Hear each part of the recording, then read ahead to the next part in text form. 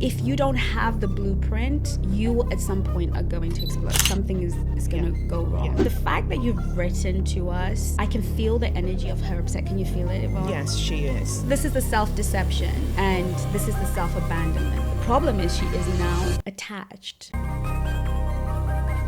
Hello and welcome to the Black Swan Life podcast here at the Black Swan Relationship Academy, where we teach you, ladies and gentlemen, how to present as high value, high status, and high worth people.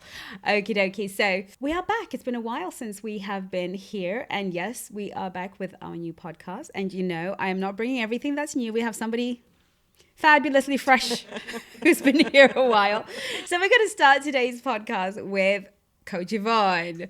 Welcome, Coach Yvonne. Everybody knows who you are, but maybe introduce yourself to our new people. Hi, everyone. It's Coach Yvonne here again. I'm the marriage and divorce coach here. I'm looking forward to this. It's going to be off the chart. I hope you guys are sitting comfortably. Yes, absolutely. So I'm excited to get started because I've got loads to ask you. I've asked all the people on social media because we're coming back and it's going to be new and exciting. I want to really bring our audience, our clients, our customers, our people into our world and let them know that we hear them, we see them, and we create content for them. So you're going to start by asking me a question from one of our viewers. Are you ready to ask the question? I am ready to answer a question. That's why I was getting all these questions coming through and I'm thinking, that's why.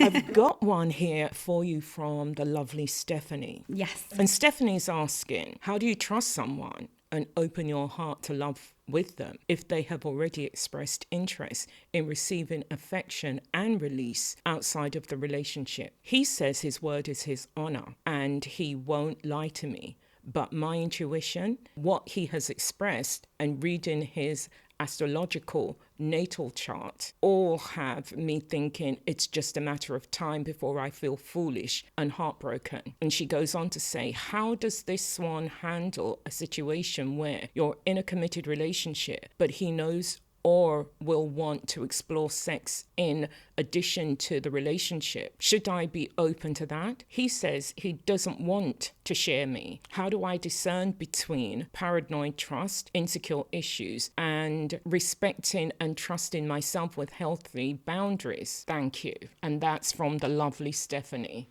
Yeah. What are your thoughts?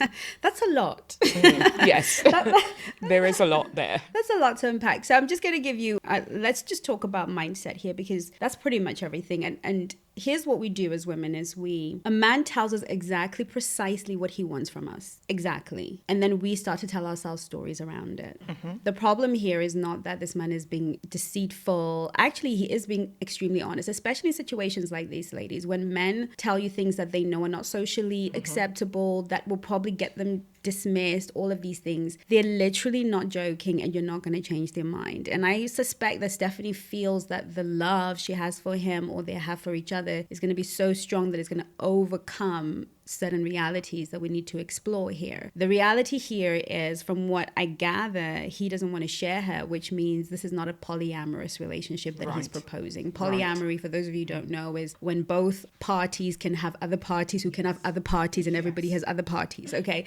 That's just putting it very simply. But what he's proposing to her is a polygamous relationship where one man has multiple faithful partners to him. Now, what he's saying is that he is aware of himself, that one sexual partner will never be enough. He's telling you, I am self-aware enough to know that even if I love the pants off you, even if I adore you, I know myself enough to know that you will not be enough for me sexually because you can't be somebody else. Right. Yes. So for him, it's not about, I want to swing off chandeliers today and I want to make love on the beach on another day. It's not that kind of variety he's talking about. He's literally saying, I want another body with a whole different DNA, different look, a whole other body. That's how I maintain my sexuality.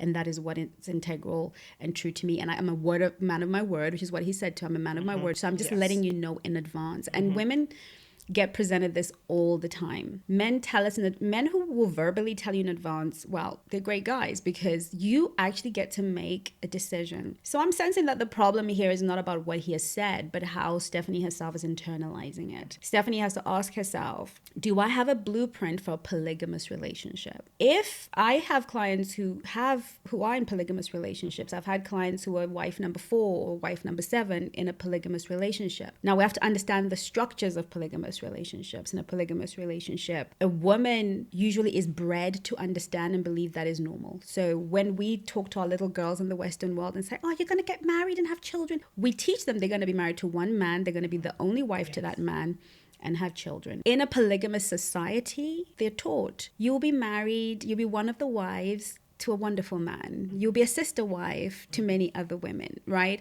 And so psychologically, and they also grow up in families where they see the blueprint, they see it working or not working, as the case may be, because I think we've kind of glorified polygamous relationships as the better form. I actually believe that it is just a relationship. It has its complexities, it has its issues, it has its struggles, but it has worked for centuries for certain people from different parts of the world.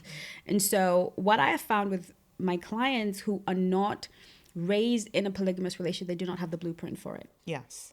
If you do not have the blueprint for it, you're going to feel bad most of the time because a lot of things your nervous system is not going to understand what's going on. Even if you are open, if you feel that I love him enough to give him that space, if you don't have the blueprint, you at some point are going to explode. Something is going to go wrong. Yes. And the fact that you've written to us, I can feel the energy of her upset. Can you feel it, Yvonne? Yes, she is. Yeah. Because I also think from what she's saying here she's saying, I'm not even sure if I can trust his word anyway. Yeah. That I'm not going to be enough for him. So I'm not even sure I can trust that. So he's going to look. And how do I deal with that? Well, he's told her. So he is going to look. So he's not even, there's like her saying whether I should doubt him. What are you doubting? He's told you.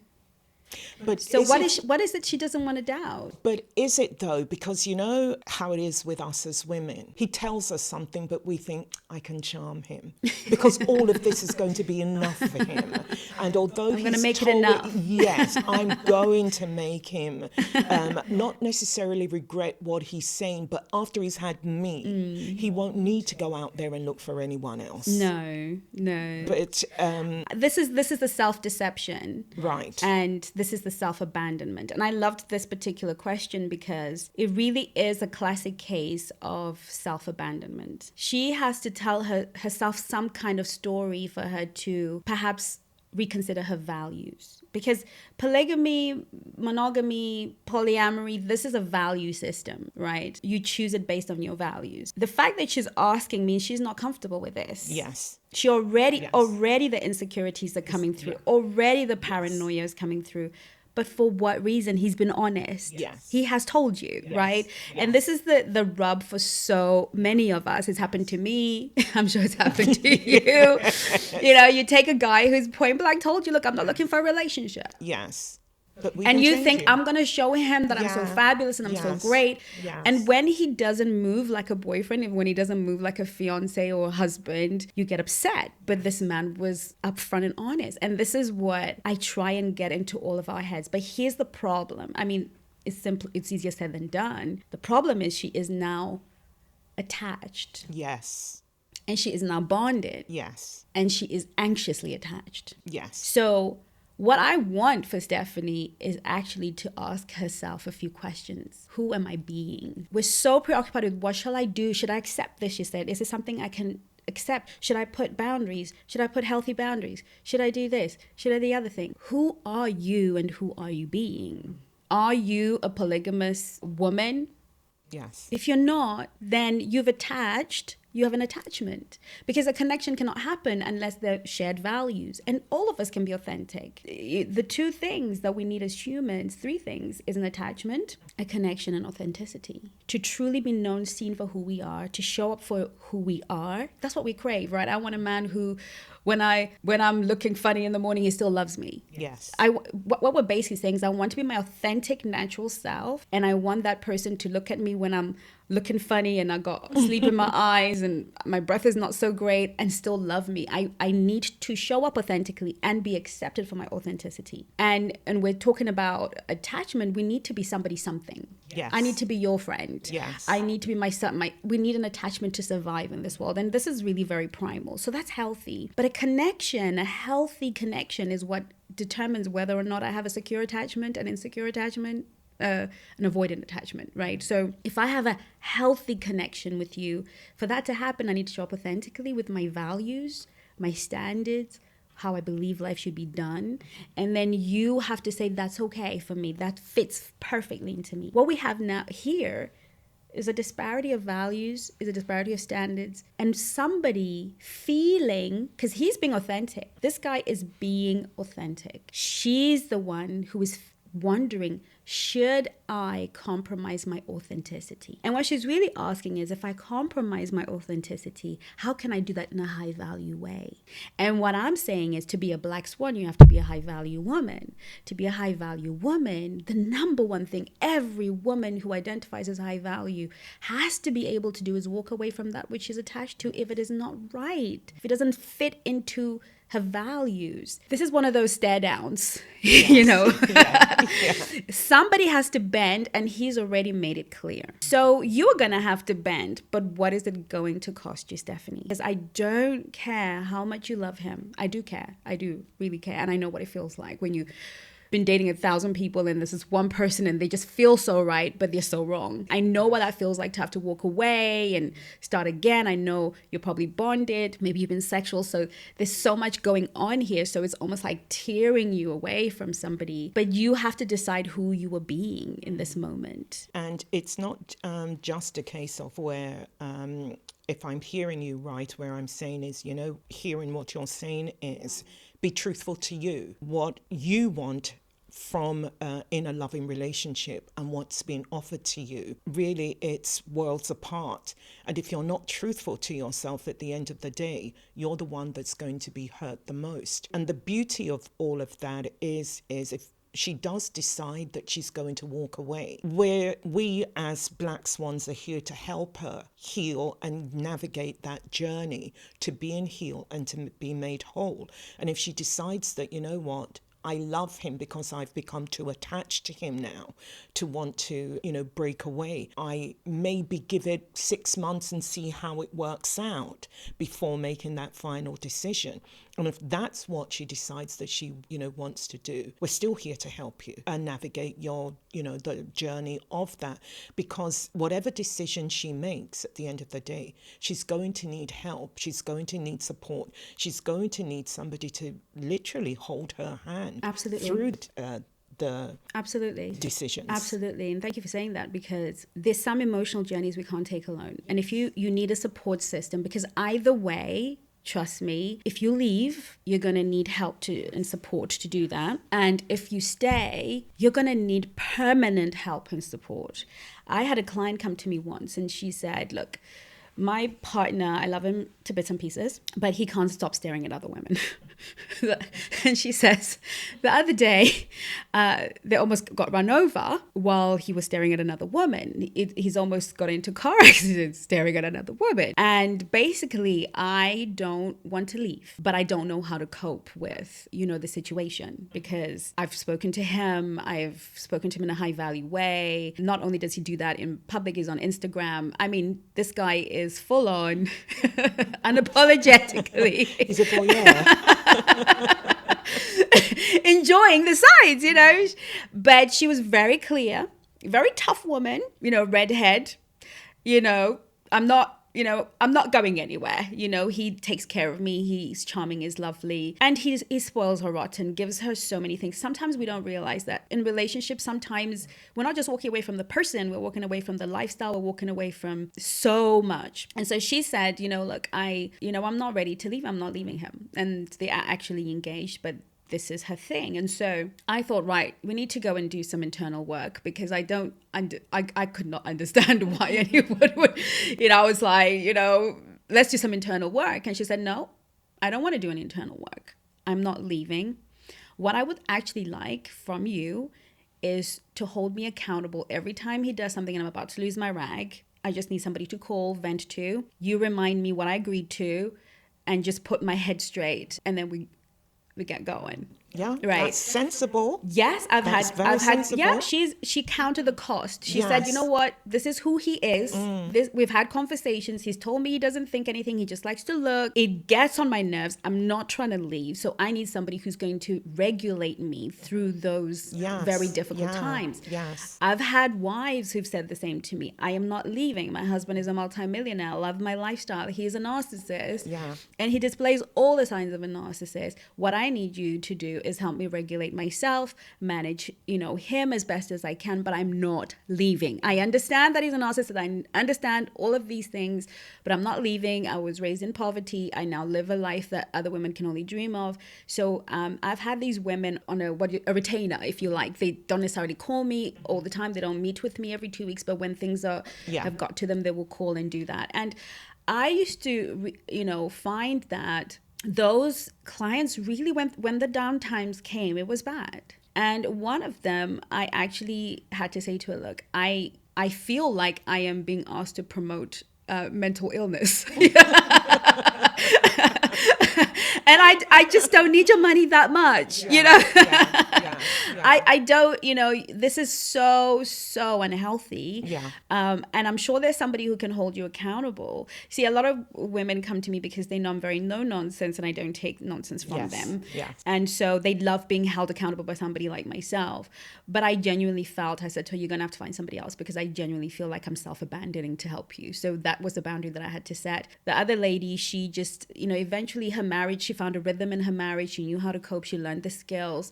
And now she's, living her best life. They know how to handle, she now knows how to handle a partner. So she learned a lot of skills. And so she stopped working with me after about 3 years, which was good for me to see her grow. And she sent me a letter saying, I would have either been in prison, killed somebody, or be divorced if it wasn't for you. Because, her husband wasn't a narcissist after much. He wasn't a narcissist.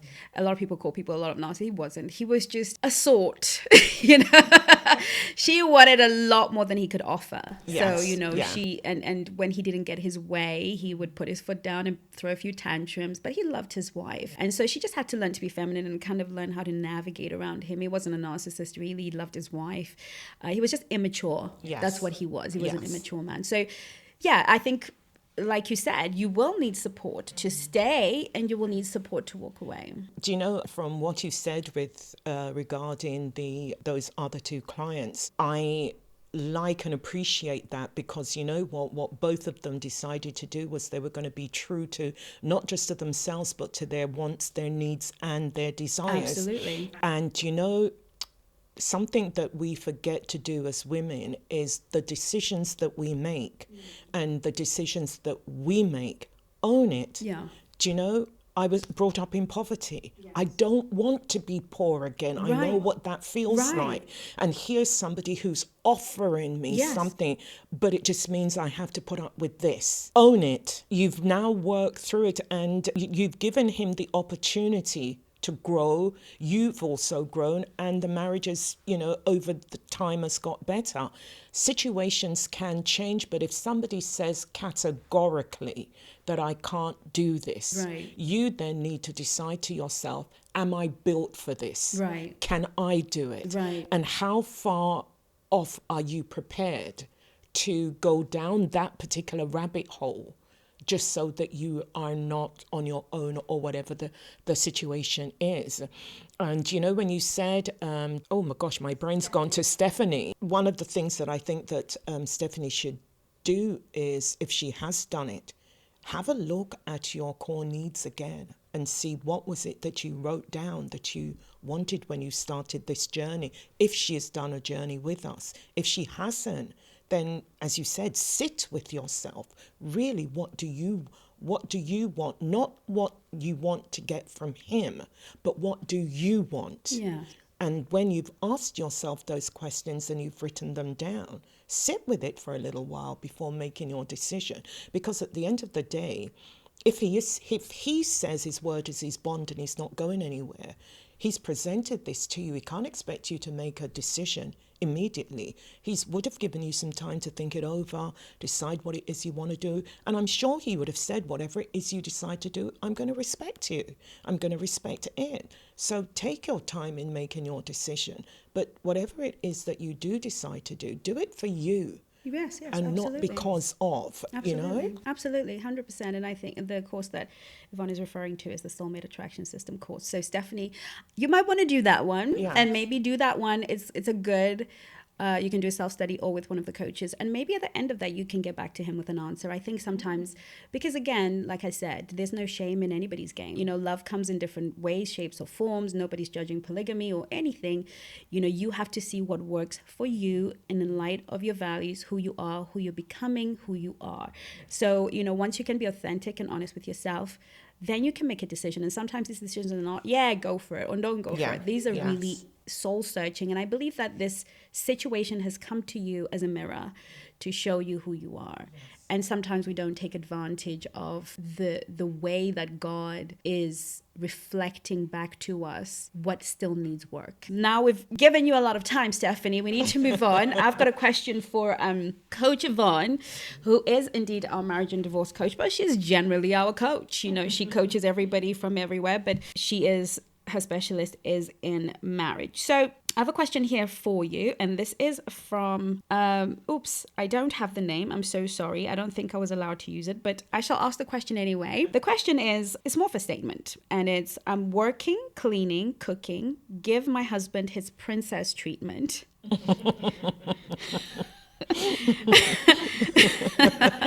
never heard it called that before. Okay, when we go out, this man cannot even buy me anything without having such firm conditions. Last week we went out and thought he would buy me something. No, he didn't. And I got so sad. I'm not materialistic, as in asking for diamonds and expensive dresses. Just a simple jumper or shoes would be nice. But no, I'm selfish and materialistic according to him. I have told him many times, and a couple of days ago, I had a tantrum like a 2-year-old. Today, my parents are coming over for a formal meeting to discuss separation, all because I give, and this man does not know how to give to me.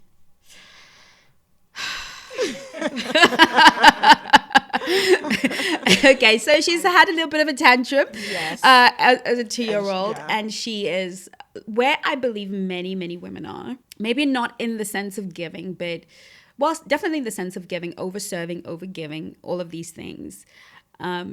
What are your thoughts on this? My thoughts are... What were your initial thoughts when My initial thoughts when I saw this, I thought, I feel your pain. I really do feel your pain. I understand where you're coming from. But we don't have a lot of information to go on from what is written here. So a lot of it is going to be a summation because, you know, there's no timing. I've been with him this length of time. I've known him, the past relationships and all these kind of things. We don't have that.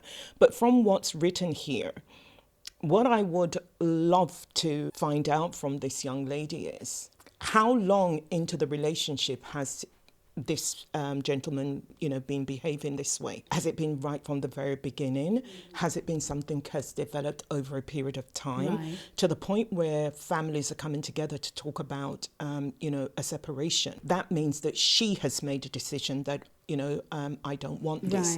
But before you go down that path, what I would like her to do is to take a breath for a moment, stop, take a breath and look back at your previous relationships and ask yourself, have you seen this in that pattern before?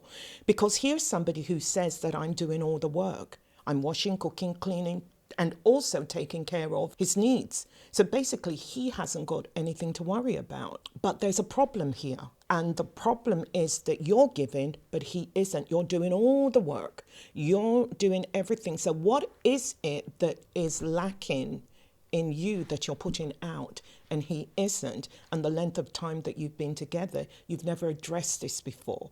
Or if you've addressed it, your boundary lines have been so blurred that he didn't understand what was going on. Absolutely. Great question that you asked in the beginning. How long has this been going on? This is really important because there are kind of two things we might want to look at. Number one, if this is something that's recent, then chances are there's something that she may have triggered in him or a dynamic she's been developing over time. Now, this is normal with women that normal output for women who perform for love. This has to do with her internal state of heart. I'm not worthy of love. She'll probably have unconscious beliefs. I'm not worthy of love. I'm not enough. So I will be needed. If I can't be loved, then I'm going to be needed. Basically. So I'm going to prove myself. I'm going to clean. I'm going to do all because she lists these things as though they are kind of like, I do my job, but I don't get paid. Yeah. Right? She's a badge of honor. Yeah. She's not doing it because I'm a nurturing, loving, caring wife. And this is what I enjoy doing for my family. This is, I give all of these things and I'm not getting paid. And my payment is to be loved. My payment is to receive from him. And this kind of woman will always attract a taker. People who enter relationships with the mindset of performance. I am not enough, but I can do so much that you will need me and my actions are going to be enough, will always attract a taker. So it's a good question you asked. If it's recent, maybe there's been a shift. Maybe something went wrong in the relationship. We don't have all the information, and maybe the way you're compensating, or maybe you haven't been feeling beautiful or whatever, so you're compensating if it's recent.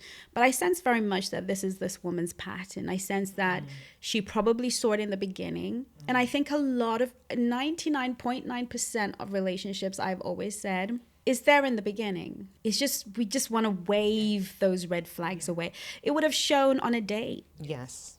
It would have shown when you had to pay, keep paying, when you had to be the one planning the date, doing the heavy lift, which is why we tell the ladies, let the man lead. If you want a masculine man to lead, if that's a giving man is a masculine man is very generous, he's very giving, protecting and cherishing.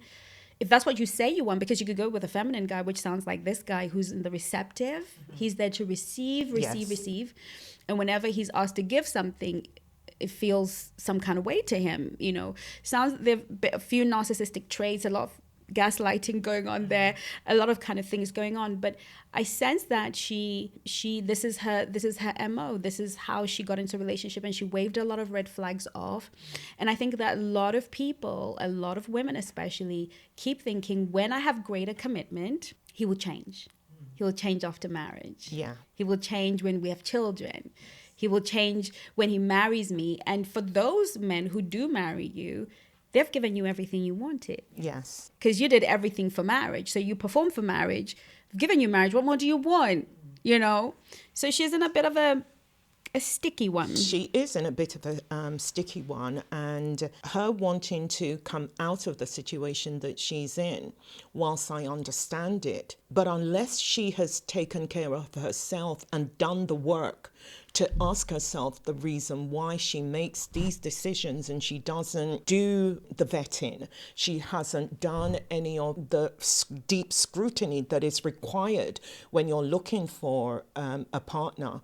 And now that you're in this and you're looking to get out, she's going to get out hurt and go back and do the same thing again, expecting a different result, and that's not going to happen because she hasn't done the work.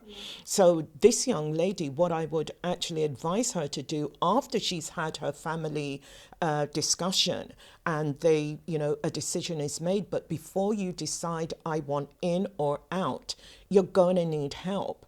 And it may seem as though, I'm being a bit of a broken record, but it genuinely isn't, because of the fact that as women, as you said earlier, we tend to sweep a lot of things under the carpet, and we go into relationships with this thing in mind: I can change him because I work so hard. I'm going to do everything for you, that you're going to love me because of all that I can do. And you're doing it and you're not making your requests known. You're not being truthful to yourself because you think I will change him. And here's the thing.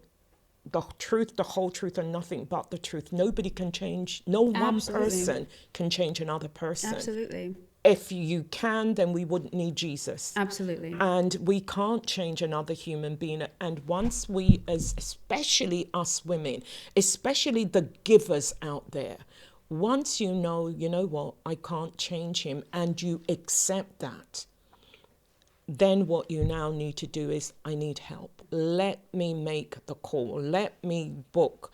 Even if you go in and buy How to Talk to Men So They'll Listen, if you decide to say that you're going to stay in the relationship, buy that course, do the work. Do something for you now. You've been given all this, you've been given to him for years, or for whatever length of time you've been doing it. Okay, let's take a breath.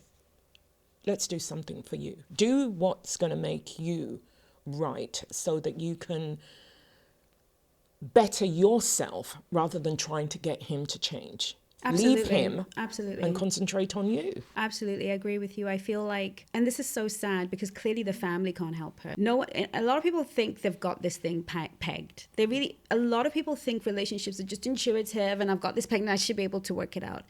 I really feel like if this is the only relationship problem these two have, and this man does not, he loves his wife and he wants to, I believe it can be resolved. Yes. The problem is that we create dynamics that become our life. So she set in motion a dynamic of giving. And then he had to become the receiver. And then his world just worked really beautifully that way. And for a while, her world worked really beautifully that way. And you can change dynamics, not without problems, not without some pushback, but dynamics can change. And I feel like we're so quick to go for separation and divorce. All that's going to happen is he might possibly beg for her to change her mind, but he doesn't even know how to change because this is what he bought.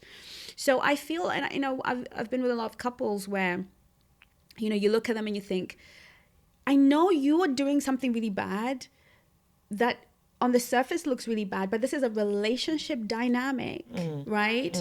It's not necessarily that you're a horrible human and that we should just leave you. We've just created this dynamic, this figure 8 dynamic where we're feeding into this loop, right?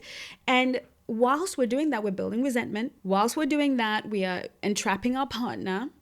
Whilst we're doing that, because now you can tell she's going out and she's counting. I wonder what he's going to get me. I wonder if he's going to get me something. He can't even get me. So this is not the first time. So you're piling up. Love keeps no record of wrongs. You obviously don't know how to set boundaries. You obviously don't know how to ask for your needs to be met. There's so many tools and skills in relationships that are absent here. And so a lot of people might listen to them and say, yeah, I'll leave him. He's a loser. But in marriage, there are so many tools, like you said. There are courses that can help you communicate to your man and ask for your needs to be met. There's the soulmate attraction system. There are coaches like Yvonne who are here to support you.